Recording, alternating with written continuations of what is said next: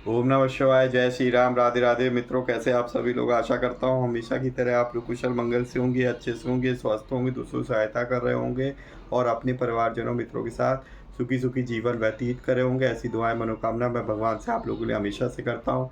मैं अंकित आप सभी लोगों का आपके अपने चैनल में हार्दिक स्वागत करता हूँ, अभिनंदन करता हूँ। तो दोस्तों, आज आपके सामने फिर से प्रस्तुत हूँ गरुड़ पुराण के एक और अध्याय को लेके। तो जैसा कि हम लोगों ने दोस्तों अभी तक जो है हमने 8 अध्याय हमारे पास फिनिश किए हैं, जिसमें हमने अष्ट अष्ट महादानों का फल और धर्माचरण की विधि के बारे में बताया था। आज के हम इस अध्याय में देखेंगे कि मरणासन व्यक्ति के निमित्त किए जाने वाले कौन से काम होते हैं, उनके कर्म होते हैं, उनके कृत्य होते हैं। तो उसको आज हम लोग देखेंगे। तो ध्यान लगाकर, मन लगाकर जो है आप लोग सुनिए, मैं आपको सुनाता हूँ। तो सर्वप्रथम हम क्या करेंगे, प्रथम पूज्य श्री गणेश जी का आवाहन करेंगे, देन स्टार्ट करेंगे। तो वक्रतुंड महाकाय सूर्यकोटि समप्रभा निर्विघ्नं कुरु मे देव सर्वकार्येषु सर्वदा। जय श्री गणपति बप्पा मोरिया। ओम नमो नारायणाय, ओम नमो भगवते वासुदेवाय। जय राधे राधे, राधे कृष्ण, जय सीताराम। चलिए स्टार्ट कर। तो दोस्तों, ये गरुड़ पुराण सारोद्धार के अध्याय 9वां अध्याय मरणासन व्यक्ति के निमित्त किए जाने वाले कृत्य मैं आपको सुनाता हूँ। ध्यान लगाकर, मन लगाकर सुनिए, भगवान का ध्यान करके। हे प्रभु, आपने आतुरकालिक दान के संदर्भ में भली भांति कहा। अब मृय मरणासन व्यक्ति के लिए जो कुछ करना चाहिए उसे बताइए। हे तार्क्ष, जिस विधान से मनुष्य मरने पर सद्गति प्राप्त करते हैं, शरीर त्याग करने की उस विधि को मैं कहता हूँ, ध्यान पूर्वक सुनो। कर्म के संबंध से जब प्राणी अपना शरीर छोड़ने लगता है तो उस समय तुलसी के समीप गोबर से एक मंडल की रचना की जानी चाहिए। वहाँ तिल बिखेर कर कुशों को बिछाए, तदंतर उनके ऊपर श्वेत वस्त्र के आसन पर शालग्राम शिला को स्थापित करें। जहाँ पाप दोष भय को हरण करने वाली शालग्राम शिला विद्यमान है, उसके सन्निधान में मरने से प्राणी की मुक्ति सुनिश्चित है। जहाँ जगत के ताप का हरण करने वाली तुलसी वृक्ष की छाया है, वहाँ मरने से सदैव मुक्ति ही होती है, जो मुक्ति दानादि कर्मों से दुर्लभ है। जिसके घर में तुलसी वृक्ष के लिए स्थान बना हुआ है, वह घर तीर्थ स्वरूप ही है। वहाँ यम के दूत प्रवेश नहीं करते। तुलसी की मंजरी से युक्त होकर जो प्राणी अपने प्राणों का परित्याग करता है, वह सैकड़ों पापों से युक्त हो तो भी यमराज उसे देख नहीं सकते। तुलसी के दल को मुख में रखकर तिल और कुश के आसन पर मरने वाला व्यक्ति पुत्रहीन हो तो भी वह निसंदेह विष्णुपुर को जाता है। तीनों प्रकार काले, सफ़ेद तथा भूरे के तिल, कुश और तुलसी, ये सब म्रियमाण प्राणी को दुर्गति से बचा लेते हैं। यथा मेरे पसीने से तिल पैदा हुए हैं, अतः वे पवित्र हैं। असुर, दानव और दैत्य तिल को देखकर ही भाग जाते। ये तार्क्ष, मेरे रोम से पैदा हुए दर्भ, कुश मेरी विभूति हैं, इसलिए उनके स्पर्श से ही मनुष्य को स्वर्ग की प्राप्ति होती है। कुश के मूल में ब्रह्मा, कुश के मध्य में जनार्दन और कुश के अग्रभाग में शंकर, इस प्रकार तीनों देवता कुश में स्थित रहते हैं। इसलिए कुश, अग्नि, मंत्र, तुलसी, ब्राह्मण और गौ, ये बार बार उपयोग किए जाने पर भी निर्माल्य नहीं होते। पिंडदान में उपयोग किए गए दर्भ, कुश, प्रेत के निमित्त भोजन करने वाले ब्राह्मण, नीच के मुख से उच्चरित मंत्र, नीच संबंधी गौत और तुलसी तथा चिता की आग, ये सब निर्माल्य अर्थात अपवित्र, अतएव अग्राह्य होते हैं। गोबर से लीपी हुई और कुश बिछाकर संस्कार की हुई पृथ्वी पर आतुर मरणासन व्यक्ति को स्थापित करना चाहिए। अंतरिक्ष का परिहार करना चाहिए, क्यों अर्थात चौकी आदि पर नहीं रखना चाहिए। ब्रह्मा, विष्णु, रुद्र तथा अन्य सभी देवता और हुताशन अग्नि, ये सभी मंडल पर विराजमान रहते हैं, इसीलिए मंडल की रचना करनी चाहिए। जो भूमि लेप रहित होती है, अर्थात मलमूत्र आदि से रहित होती है, वह सर्वत्र पवित्र होती है। किंतु जो भूमि भाग कभी लीपा जा चुका है या मलमूत्र आदि से दूषित है, वह पुनः लीपने पर उसकी शुद्धि हो जाती है।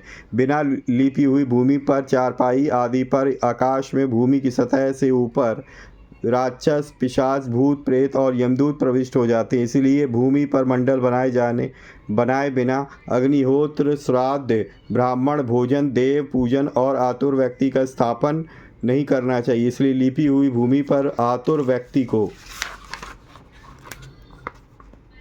लिटाकर उसके मुख में स्वर्ण और रत्न का प्रक्षेप करके शालग्राम स्वरूपी भगवान विष्णु का पादोदक कर देना चाहिए। जो शालग्राम शिला के जल को बिंदु मात्र भी पीता है वह सभी पापों से मुक्त हो वैकुंठ लोक में जाता है। इसलिए आतुर व्यक्ति को महापातक को नष्ट करने वाले गंगा जल को देना चाहिए। गंगा जल का पान सभी तीर्थों में किए गए जाने वाले स्नान दानादि के पुण्य रूपी फल को प्रदान करने वाला है।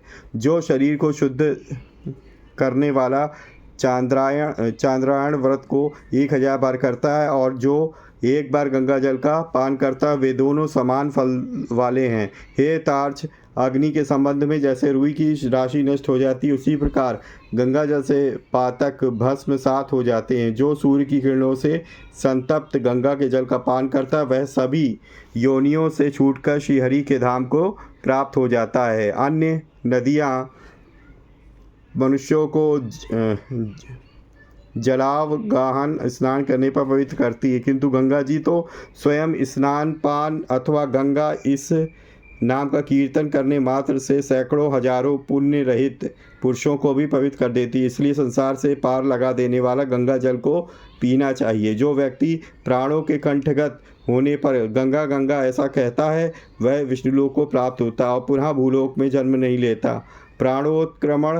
प्राणों के निकलने के समय जो पुरुष श्रद्धा युक्त होकर मन से गंगा का चिंतन करता है वह भी परम गति को प्राप्त होता था।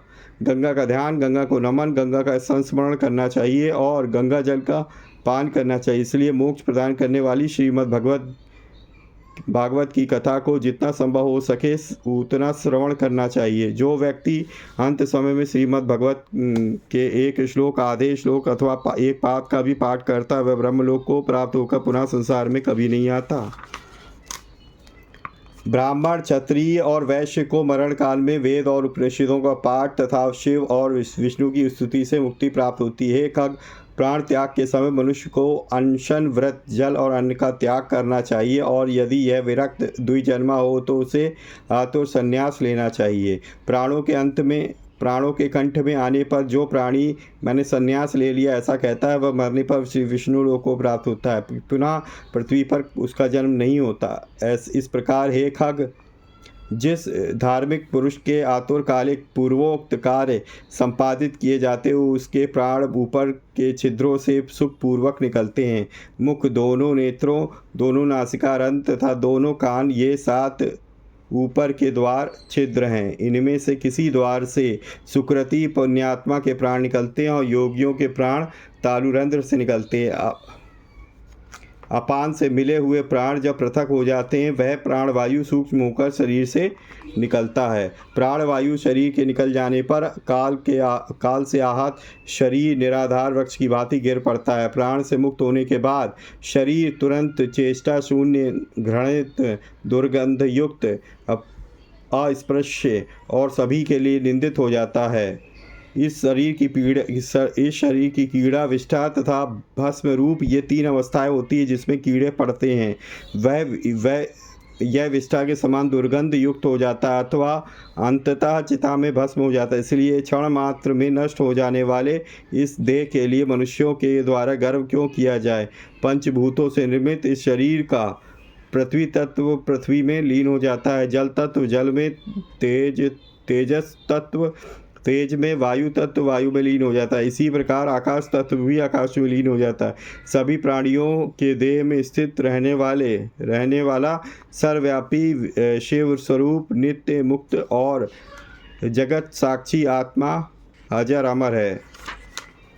सभी इंद्रियों से युक्त और शब्द आदि विषयों से युक्त मृत व्यक्ति के देह से निकला जीव कर्म कोष से समन्वित तथा काम और रागादि से के सहित पुण्य की वासना से युक्त होकर अपने कर्मों के द्वारा निर्मित नवीन शरीर में उसी प्रकार प्रवेश करता है और जैसे घर के जल जाने पर गृहस्थ दूसरे नवीन घर में प्रवेश करता है। तब किंकड़ी जाल की मालाओं से युक्त विमान लेकर सुंदर चामरों से सुशोभित देवदूत आते हैं। धर्म के तत्व को जानने वाले बुद्धिमान धार्मिक जनों के प्रिय वे देवदूत कृत्य इस जीव को विमान से स्वर्ग ले जाते हैं। सुंदर दिव्य देह धारण करके, निर्मल वस्त्र और माल्य धारण करके, सुवर्ण और रत्नादि के आभरणों से युक्त होकर वह महानुभाव जीव दान के प्रभाव से देवताओं से पूजित होकर स्वर्ग को प्राप्त करता है। इस प्रकार श्री गरुड़ पुराण के अंतर्गत सारोद्धार में म्रियमाण कृत्य निरूपण नामक 9वां अध्याय पूरा हुआ। सियावल रामचंद्र की जय।